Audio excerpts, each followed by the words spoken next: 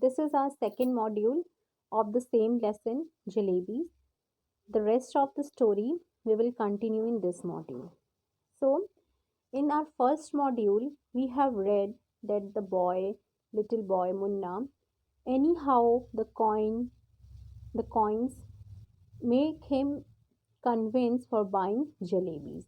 He bought those jalebis all 4 rupees and himself enjoyed the sweet as well as distributed the sweets to the children among in the street. So what happened next? Now how he will pay the school fee? Let's find out. Munna returned home. Digesting the jalebi was not a problem for him. A bird calm with every breath.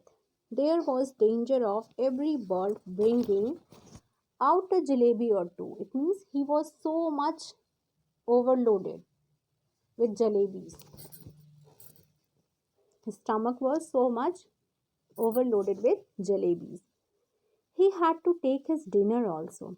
Otherwise, he would have been asked why he don't want any food. Of course, if he will not eat his meal, the parents will ask him why he is not eating his meal.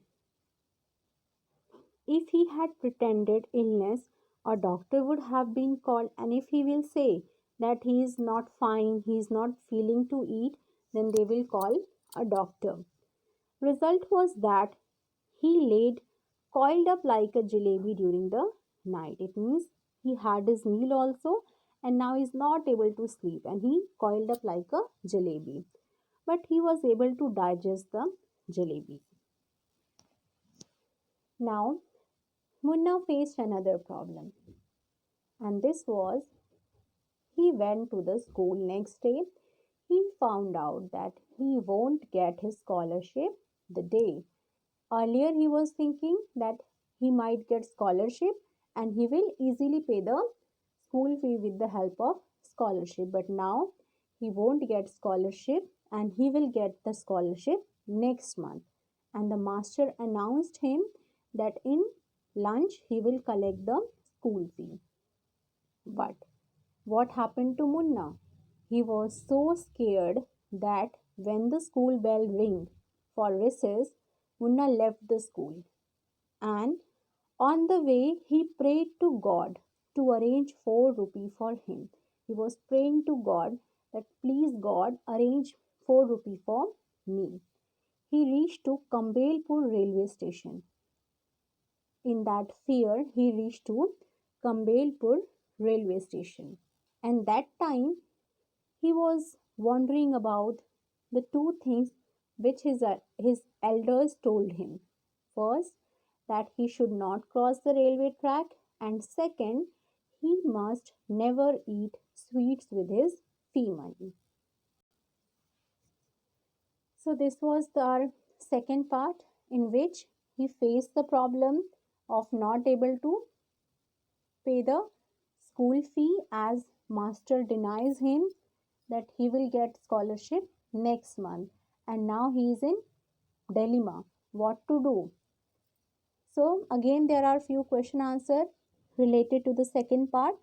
We will continue it later on. Let's start with the third part. It's the last part of the story. Let's find out how he comes out from this situation.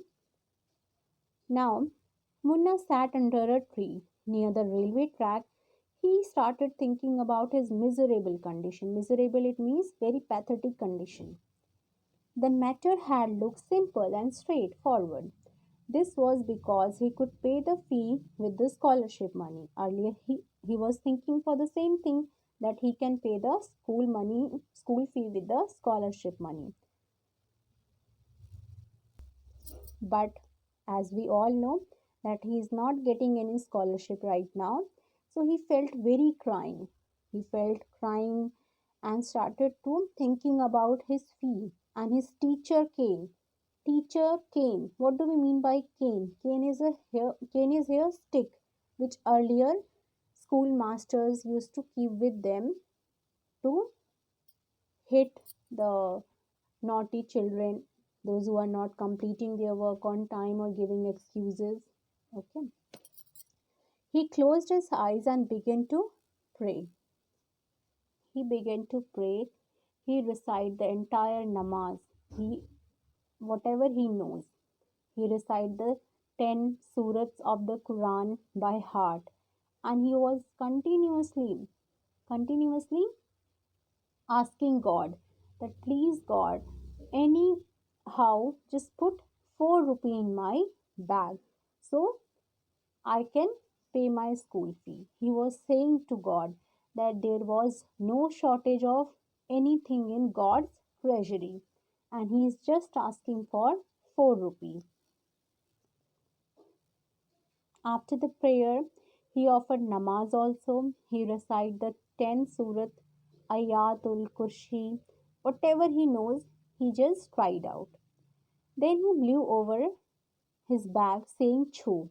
It means he was doing a magic kind of that after reciting all the namaz and all the surats, maybe he will get the money in his pocket, in his bag.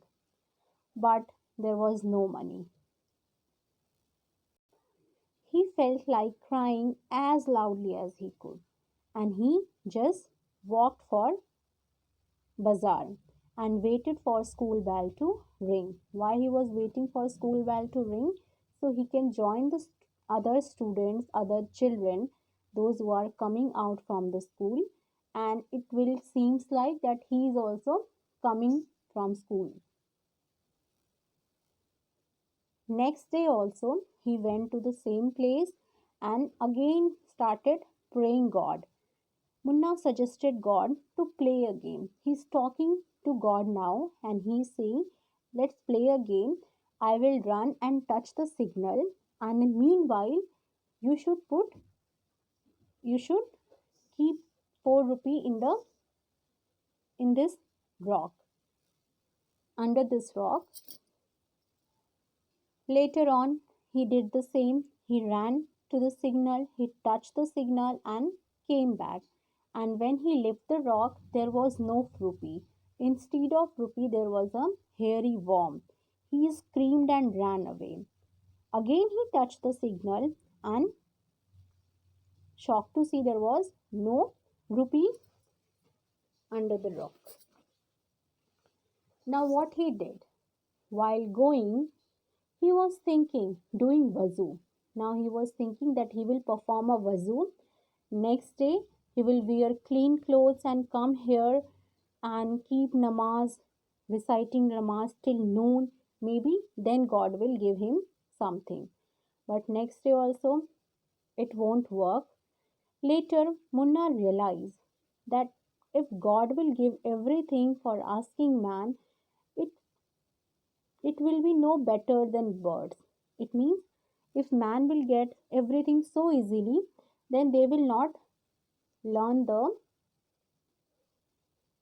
hard work.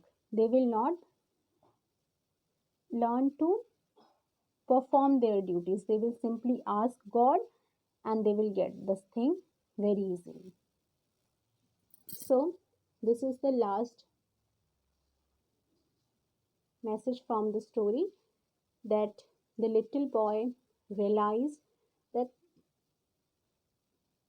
God only help those who help themselves. You can't simply pray for your things, pray for your wishes, and God will not fulfill them until or unless you are not trying to fulfill your wishes. So I hope you all understood this lesson.